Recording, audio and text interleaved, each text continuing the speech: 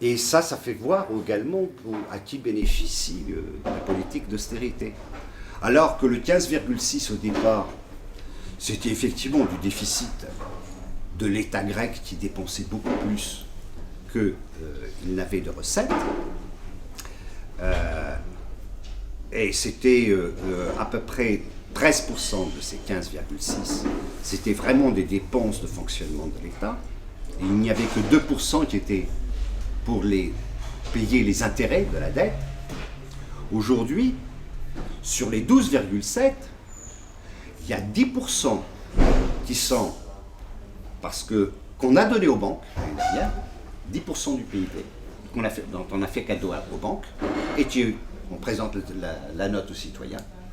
Et il y a 4% que l'on a donné à d'autres banques au titre des intérêts à payer pour la dette.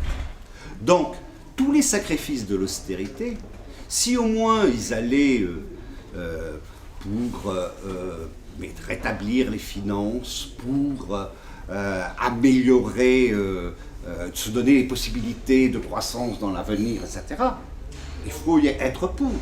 Mais si c'est qu'en face, qu'on réduise les retraites, les basses retraites à des retraites misérables, que l'on ne puisse plus soigner les gens qui ont le cancer, et tout ça pour que les banques puissent s'empocher un peu plus d'argent, ça, c'est un problème. Et c'est cette Europe-là, malheureusement, parce que là, c'est l'Europe. Hein, la Troïka, c'est l'Europe. Le FMI, il y est aussi, mais c'est le moins fanatique des trois.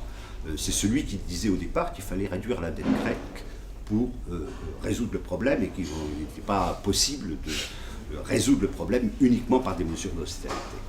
Eh bien, cette Europe-là, effectivement, ne peut que provoquer des réactions.